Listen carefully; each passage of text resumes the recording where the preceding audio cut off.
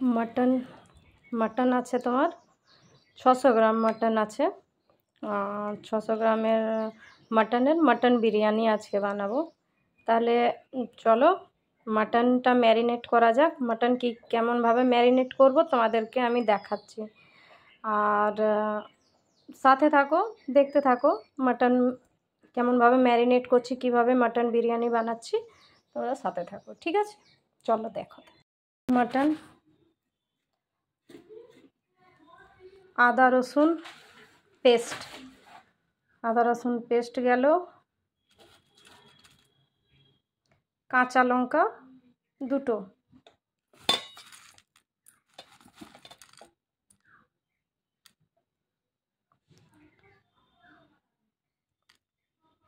Long 2টো,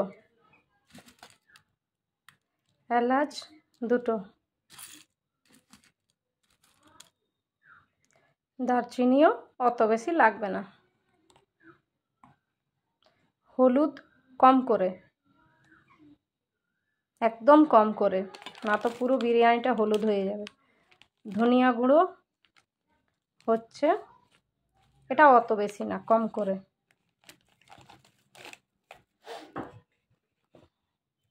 জিরে গুঁড়ো এটা একটু থাকবে। আচ্ছা, বিরিয়ানি মশলা এটা থাকবে একটু, এটা একটু যাবে বেশি করে। আচ্ছা, এবার টক দই আমাদেরকে দিতে হবে।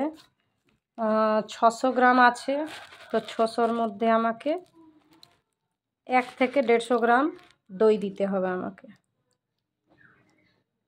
ব্যাস।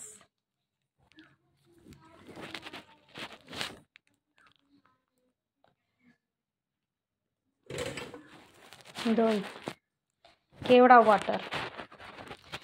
ওয়াটার দিলে কি হয়, খুলতে পারছি না। আমার মাটন ম্যারিনেশন হয়ে গেছে। ম্যারিনেশন করার পর আমি 20 মিনিট একে থাকতে দিতে হবে রেস্টে, 20 মিনিট রেস্টে থাকতে দিতে হবে। চাল তো আমার হয়ে গেছে, চাল 70% মতো করেছি, 70%-এর মতো করেছি। দিয়ে মাটনের সাথে যখন বিরিয়ানিটা যখন দম দিব তখন ফুল 90% হয়ে যাবে। ঠিক আছে, চলো আমার সাথে থাকো, বিরিয়ানিটা কিভাবে বানাচ্ছি তোমাদেরকে বলবো, আমার সাথে থাকতে হবে কিন্তু।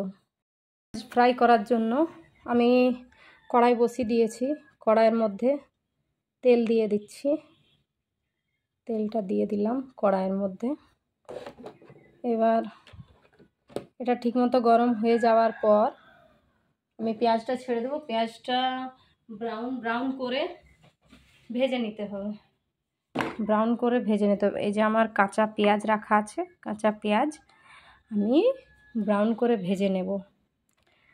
ভাজার পর এটা ম্যারিনেশনে যে মাটনে একটু মিশিয়ে দিতে হবে, আর বিরিয়ানির যখন দম দিব তখন। ঠিক আছে, আমার সাথে থাকো, তোমরা দেখতে থাকো। ওকে, দেখে নি তেলটা গরম হয়েছে কিনা, না জাস্ট হালকা হয়েছে।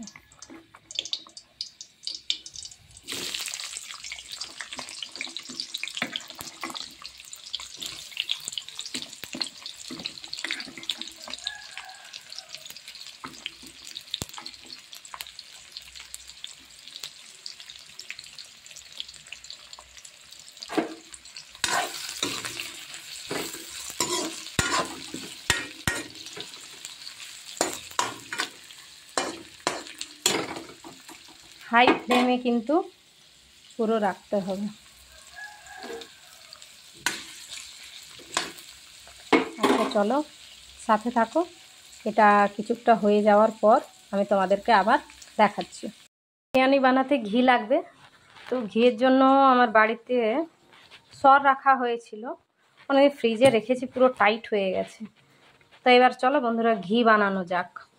এবার মিক্সারে দিয়ে দিই, এটা ঘি বানানোর জন্য ভেঙে না দিলে কিন্তু আটকে যাবে।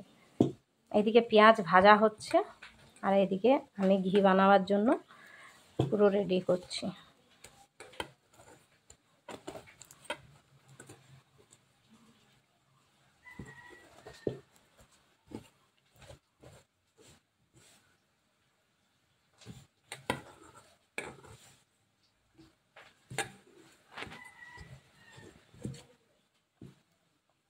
ঘিটা হচ্ছে মেন ইনগ্রিডিয়েন্টস। পেঁয়াজটা ভাজা হয়ে গেছে, এবার এটা মাংসের মধ্যে দিয়ে দিতে হবে। ঠিক আছে, তাহলে মাংসটা দেওয়ার পর পেঁয়াজটা দিয়ে দেওয়ার পর এবার একটু আসা অবধি ওই যে ফুটছে, একটু ফোটার পর কুকারটা বন্ধ করে দেবো। হাই ফ্লেমে 2টো সিটি দেব, তারপর লো ফ্লেমে হালকা রেখে দেব। ঠিক আছে, এবার আমি 2টো সিটির জন্য হাই ফ্লেমে 2টো সিটি দেওয়াবো এখন। ঠিক আছে, চলো বন্ধুরা সাথে থাকো, দেখতে থাকো।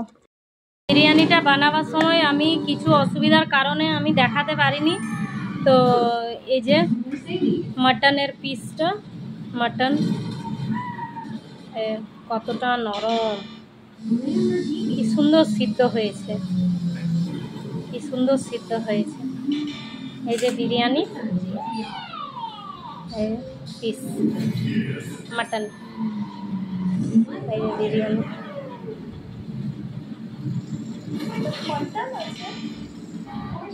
কেমন হয়েছে,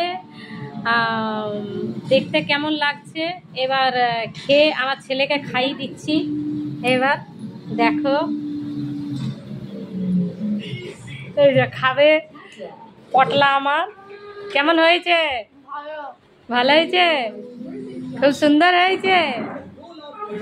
টিভির দিকে তাকিয়ে তাকিয়ে ও কি খাবে, এই যে খাচ্ছে আমার পটলা। এই যে পটলি এখন ঘুরে বেড়াচ্ছে, স্নান করে এসছে, এসে নিয়ে এবার বলছে মা খেতে দাও।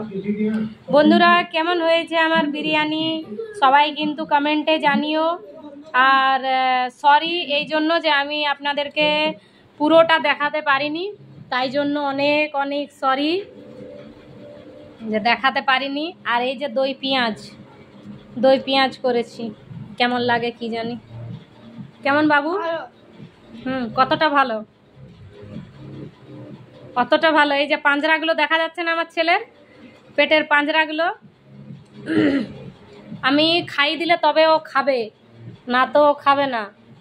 এত বড় ছেলে হয়ে গেছে, টিভিটার দিকে হাঁ করে তাকিয়ে থেকে আর খাবে, আমি খাইয়ে দিলে তবে খাবে, না তো খাবে না। ঠিক আছে বন্ধুরা, এবারে টাটা। কেমন হয়েছে বিরিয়ানি তোমরা জানিও কিন্তু কমেন্টে জানিও। খেতে তো ছেলে বলছে ভালোই হয়েছে, আর কমেন্টে কিন্তু জানিও প্লিজ। আর আমার চ্যানেলটাকে সাবস্ক্রাইব করে দিও। টাটা বন্ধুরা, আবার দেখা হচ্ছে নেক্সট কিছু ব্লগে। টাটা টাটা বন্ধুরা, টাটা টাটা করে দেখ, টাটা টাটা।